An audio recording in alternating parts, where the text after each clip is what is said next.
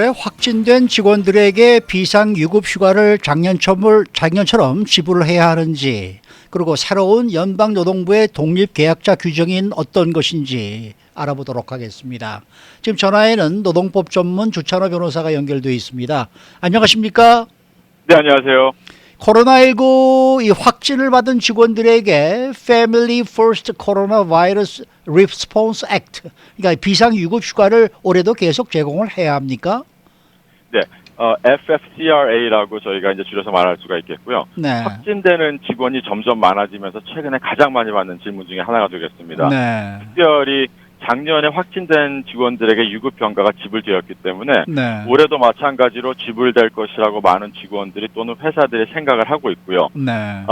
하지만 직원이 500명 미만인 고용주는 더 이상 FFCRA의 비상유급 병가나 휴가를 제공할 의무는 없습니다. 아하.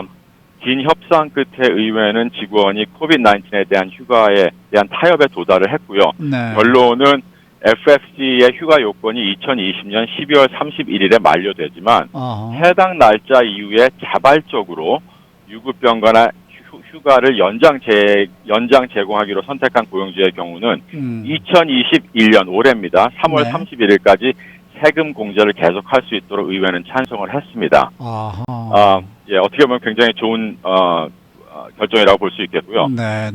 마찬가지로 그 최대 80시간의 병가나 아니면 최대 12주의 EFMLA를 이미 소진한 직원에 대한 추가 휴가 역시 제공할 의무는 없습니다. 여기서 이제 중요한 포커스는 만일 직원이 2020년 4월 1일부터 2020년 12월 31일 사이에 FFCRA의 휴가를 사용했지만 휴가에 대한 임금이 지불되지 않았다면 올해 지금이라도 지불해야 한다고 노동청은 경고를 했고요.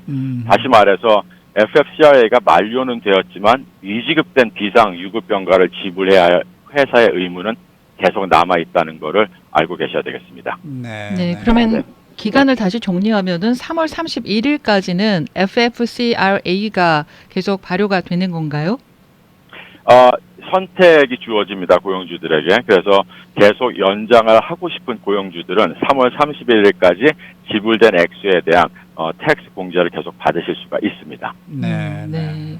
자, 그러면은 회사가 비상유급 휴가를 올해 2021년에도 계속 제공하면 텍스 혜택을 받고 또 그 외에 또 다른 장점이 또 있을까요? 네, 몇 가지 장점이 좀 있습니다. 지금 현재 수치가 사상 최고치로 급증을 하고 있고, 그 다음에 이제 연말 직원들이 이제 휴가를 마치고 직장으로 복귀하고, 네. 학교가 이제 가상 학습으로 돌아가면서 유급 병가나 휴가 연장의 장단점들을 회사들이 굉장히 자문을 구하고 빠르게 평가하고 있는 상황입니다. 2021년까지 연장하는 것을 고려해야 하는 몇 가지 중요한 이유가 있다면, 연장하는 장점이라고 볼 수 있겠는데요. 예. 일단 그 어느 때보다도 필요합니다. 사실 FFCRA의 비상유급 병가나 휴가가 코비드-19으로 인해서 일하거나 재택근무를 할 수 없는 상당수의 직원으로 인한 문제에 대응하기 위해서 통과가 되었습니다마는 새해가 시작되면서 이 문제는 해결되지 않고 더 악화되었고요. 그리고 둔화 조짐을 잘 보이지 않고 있기 때문에 결국 휴가의 필요성이 2020년 작년 3월 법이 통과됐을 때만큼 이상이나 지금 심각합니다. 네. 그리고 또 하나는 이제 주요 목적 중에 하나라면 확산을 늦추는 것이 되겠고요. 진단을 받거나 노출되었거나 증상이 있는 직원에게 유급 휴가를 제공함으로써 이제 집에 머물고 바이러스가 퍼지는 위험을 예방하자는 차원에서 지금 이러한 연장된 비상 유급 휴가 제공을 얘기를 하고 있는 거고요. 직원들이 만약에 코로나 바이러스에 걸리거나 고의로 노출될 가능성이 있을 때면은 반드시 고용주가 유급 휴가를 제공하거나 직원들은 아플 때 유급 휴가를 사용하기 위해 아껴두는 것을 선호하기 때문에 그것을 고려하셔야 될 것 같고요. 결과적으로 휴가를 제공하지 않으면 직원이 회사에 출근해서 잠재적으로나마 동료나 고객을 감염시켜서 바이러스의 확산이 이루어질 수 있는 위험이 다분하고요. 만일 집단 감염으로 상당수의 직원이 출근할 수 없거나 작업장을 완전히 폐쇄해야 하는 상황 등이 벌어진다면 비즈니스에 훨씬 더 큰 악영향을 끼치지 않을까 하는 생각입니다. 또 한 가지의 장점이 있다면 스티뮬러스 2.0는 지속적인 세금 공제를 제공하기 때문에 지불된 임금 자체는 사실 손실이 아니라고 볼 수 있겠고요. 네. 올바르게 관리가 된다면 휴가 관리에 소용되는 비용과 노력을 제외하고는 재정적인 어떤 악영향은 없을 것이라고 보고 있습니다. 네. 그런데 만약에 코비드-19 노출 또는 감염 손실로 인해서 강제로 문을 닫아야 되는 상황이 생긴다면 네. 그로 인한 비즈니스의 손실, 부정적인 평판 또는 손해에 비해서 비상병가나 휴가를 제공하는 관리하는 비용은 미미하다고 볼 수 있겠습니다. 중요한 포커스는 유급 병가나 휴가 제공 지불 사항들이 차후 법적 분쟁이 일어났을 때 회사가 얼마나 적절한 안전 수칙을 준수했는지 고려할 때 아주 중요한 요소로 쓰여질 것이라는 것을 반드시 인지하고 계셔야 되겠습니다. 그러니까 그 장점을 말씀해 주셨는데 그렇다 그러면은 이 비상유급 휴가를 올해도 계속 제공한다면 어떤 단점이 또 있을까요? 네, 단점은 이제 저희들이 사실 세금 공제를 받을 수 있다는 혜택 때문에 많이 지불을 하고 계십니다만은 인식해야 될 것은 이제 FFCR의 임금 지급에 대한 세금 공제 대상인지 여부는 사실 IRS가 결정을 하게 됩니다. 그래서 크레딧을 받으려면 고용주가 IRS의 조건을 충족하도록 해야 하고요. 고용주가 휴가를 적절하게 관리하지 못했거나 세금 공제 자격을 입증할 수 없는 경우에는 크레딧을 받지 못할 수 있다는 단점이 있습니다. 그리고 세금 공제를 받으려면 FFCR의 휴가를 사용하는 직원이 실제로 자격이 있는지 확인을 하고 그다음에 임금이 법정 상한선을 초과하지 않도록 보장하고 휴가 시간도 기록을 하고 기타 IRS의 요건을 충족하는 등 많은 행정 요건을 성실히 충족해야 한다는 좀 힘든 부분이 있습니다. 하지만 FFCR의 휴가를 계속 제공하기로 선택한 고용주가 특별히 조심해야 될 부분은 명확하고 일관된 계획을 가지셔야 됩니다. 휴가를 특정 유형의 직원에게 제한한다든지 아니면 최대 12주의 EFMLA만 제공하고 최대 2주의 유급병가는 제공하지 않는 그러한 선택이 가능합니다만은 어떠한 방법을 택하든 객관적인 방식으로 개발하고 계획을 명확하게 설명하고 일관되게 따르도록 하셔야 됩니다. 휴가를 받을 수 있는 사람을 임의로 선택을 한다면 인종, 나이, 성별 등에 따른 차별에 대한 분쟁의 위험이 있을 수가 있습니다. 마지막으로 단점이 또 하나가 있다면 어떤 형태의 유급 휴가이든 장기간 휴가를 사용하는 직원은 업무에 지장을 줄 수 있다는 게 큰 단점이고요. EPSL이나 EFML에 각각 최대 2주 및 12주 동안 수강될 수 있다는 점을 고려할 때 이러한 장기 휴가가 비즈니스에 상당한 디스럽션, 중단을 초래할 수 있지 않나 하는 가능성이 하나의 단점으로 보고 있습니다. 네. 자, 그렇다면은 비상유급 휴가에 관한 올바른 회사의 방침은 어떻게 잡아가는 게 좋겠습니까? 네, 연장 유급 휴가를 제공해야 되나 안 돼야 되나의 장단점을 신속하게 평가를 하셔야 되고요. 네. 하신다고 결정을 내리면 직원에게 적시에 전달을 해야 합니다. 올해 3월 30일 이전에 휴가가 필요할 수 있는 직원이 여전히 많은 고용주가 많이 있는 걸로 알고 있습니다만은 최소한 긴급 유급 병가를 제공을 해서 바이러스의 확산을 억제하는 것이 바람직하다라고 볼 수 있겠습니다. 중요한 점은 이제 이 바이든 당선자가 취임한 후에 더 큰 부양책에 대한 논의가 이루어질 것이 분명할 것 같고요. 새 정부에서 유급 휴가가 연장되거나 확대될 수도 있습니다. 그래서 코비드-19 관련 사유로 인해 유급 휴가를 가질 수 있는 우리 캘리포니아 또 로컬의 유급 휴가법도 준수하셔야 되고요. 그리고 새 임기에 의한 의회 움직임에 앞으로 좀 세심한 주의를 기울여야 하겠습니다. 네, 이 비상유급 휴가에는 파트타임 직원들도 포함이 되는 건가요? 혜택을 받는 물론입니다. 것에 있어서. 네. 네. 그런데 그 연방노동부가 새로운 독립계약자 규정을 지금 발표를 했는데 이 캘리포니아주 ABC 테스트와 어떻게 다릅니까? 예, 캘리포니아 ABC주와 좀 더 쉽게 독립계약자를 분류할 수 있게 새로운 룰을 연방노동부는 확정을 했고요. 네.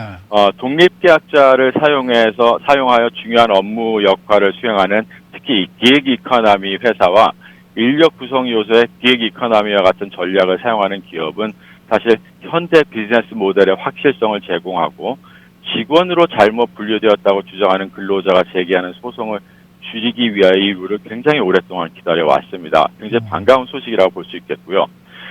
연방노동청의 최종 룰을 보면 economic reality, 경제적인 실상 또는 현실의 기준을 두었습니다. 그래서 일하는 근로자가 실상 고용회사에 경제적으로 의존하는 경우 연방 공정노동기준법에 따라서 근로자 직원으로 간주되고요. 반면에 개인이 경제적으로 실상 자기 자신만을 위해 사업을 하고 있다면 독립계약자로 간주가 됩니다. ABC 테스트와 조금 다른 부분이고요. 이러한 결정을 내릴 때 노동부는 5가지 요소를 제시를 합니다. 가주의 3가지 요소인 ABC와는 좀 상당히 다를 수가 있겠고요. 이 목록이 5가지가 완전하지 않고 단 하나의 요소도 어떠한 방향성을 결정하지는 않지만 처음 2가지의 요소는 가장 확실한 것으로 간주되고 있습니다. 다른 요소보다 더 큰 가중치를 부여한다고 연방노동부는 발표를 했고요. 일단 첫 번째 요소를 보게 되면 업무에 대한 개인의 통제의 성격과 정도를 보게 됩니다. 근로자가 업무 수행의 주요 측면을 실질적으로 직접 통제할 경우 독립계약자로 간주될 가능성이 굉장히 높고요. 예를 들어서 본인의 스케줄을 스스로 설정하거나 일감이나 프로젝트를 스스로 자체적으로 선택을 하고 자기 자신이 아닌 다른 사람을 위해 작업하는 등의 요소를 조사될 부분으로 뽑고 있습니다. 다만 이제 개인이 어떠한 법을 준수하고 건강이나 안전 기준을 충족하고 보험을 소지하고 아니면 품질 관리 기준을 충족시 이런 것들 이 유사한 조건을 충족하는 것들은 통제라고 볼 수 없다라고 노동부는 볼 수 있겠고요. 말하고 있습니다. 네. 그리고 이제 두 번째를 보게 되면 개인의 손익에 대한 기회를 가졌는지 여부에 대해서 보게 됩니다. 근로자가 장비 또는 재료에 대한 비용 관리 또는 작업을 진행하기 위해 자본 지출을 통해서 이익을 얻거나 손실을 입을 경우에는 독립계약자로 간주될 가능성이 높습니다. 반면에 일하는 근로자가 더 많은 돈을 벌고 싶고 더 많은 수입을 창출해내고 싶은데 그러기 위해서는 더 많은 시간 또는 더 효율적으로 일을 하는 방법 하나뿐이 없다면 직원으로 간주될 가능성이 더 높습니다. 굉장히 중요한 포인트인 것 같고요. 작업에 필요한 기술 또한 요소가 되겠습니다. 주어진 작업에 고용 주체가 제공하지 않는 전문 교육이나 기술이 필요한 경우는 독립계약자로 볼 수 있겠고요. 전문적인 교육이나 기술이 필요하지 않고 근로자가 업무 수행에 필요한 기술이나 트레이닝이나 교육을 고용 주체에서 제공하고 의존한다면 직원이라고 볼 수 있겠습니다. 네 번째로 업무 관계의 연속성을 보겠는데요. 처음부터 기간이 명확하게 산발적이거나 아니면 정해져 있다거나 그렇다면 독립계약자라고 볼 수가 있겠습니다. 말 그대로 gig economy에 일하는 그런 워커들이 되겠고요. 반면에 기간이 한정되지 않거나 아니면 연속적으로 계속 작업은 하는 근로자가 있다면 직원으로 분류되는데 훨씬 유리하지 않나라고 생각을 하고 있습니다. 마지막으로 이제 5번째의 이 요소는 자신의 업무가 고용 주체의 통합, 생산 또는 운영 과정에 빠질 수 없는 중요한 구성 요소인가라는 점을 보게 되고요. 이 점에서 개인 직원으로 개인이 만약에 빠질 수가 없는 중요한 구성 요소라면 직원으로 분리되는 것이 유리하고요. 만약에 작업이 어떠한 생산 프로세스에서 분리될 수 있다면 빠질 수 있는 경우라면 독립계약자로 관리될 부분이 굉장히 높습니다. 이 부분이 ABC 테스트와 가장 크게 충돌하는 부분이고요. 노동부의 해석에 따라서 계약자는 계약자가 회사의 생산 프로세스에 포함되지 않는 한 핵심 기능의 서비스를 제공하고 있습니다. 이 부분은 ABC 테스트는 허용하지 않는 B 부분이고요. ABC 테스트에서는 이 핵심 부분의 서비스를 제공하면 독립계약자로 간주를 하고 있지 않습니다. 그래서 이 부분에서 가장 연방노동부와 큰 충돌을 하고 있는 그런 부분이 되겠고요. 이 룰은 연방 레지스터에 게시한 날로부터 60일이 지나야 발효될 예정입니다. 그래서 3월 8일이 지나야 발효 여부를 저희가 알 수 있겠고요. 그 중요한 점은 이제 바이든 당선자가 1월 20일 날 취임할 예정입니다. 그 프라이스 세크레터리를 보게 되면 취임 후에 첫 번째 조치 중 하나가 발효되지 않은 모든 트럼프 시대 규정을 동결하는 메모를 발행하겠다고 이미 발표를 했기 때문에 과연 이 12월 30일 날 발표된 이 독립계약자 룰이 이 메모에 의해서 중단될 것인지 아니면은 가주 ABC에 어떠한 큰 영향을 줄 것인지는 저희들이 좀 지속적인 관심을 갖고 지켜봐야 될 것 같습니다. 네, 만약에 연방노동부가 새로 올해부터 이제 규정을 하게 되는 독립계약자 규정하고요. 캘리포니아주 ABC 테스트 법안하고 상충됐을 경우에는 어느 쪽의 네. 법을 적용하게 되는 건가요? 네, 현재 노동법을 보게 되면 모든 노동법이 그렇듯이 연방법과 주법이 충돌할 경우에는 직원에게 유리한 법을 선택을 해야 된다는 게 노동법의 언더라인 리즈닝이 되겠습니다. 그래서 네. 좀 더 유리한 법이 적용이 되겠습니다. 가주에 있는 직원들에게는 가주법이 적용될 확률이 높겠습니다. 네, 네. 오늘 말씀 잘 들었습니다. 네, 감사합니다. 네, 지금까지 노동법 전문 주찬호 변호사였습니다.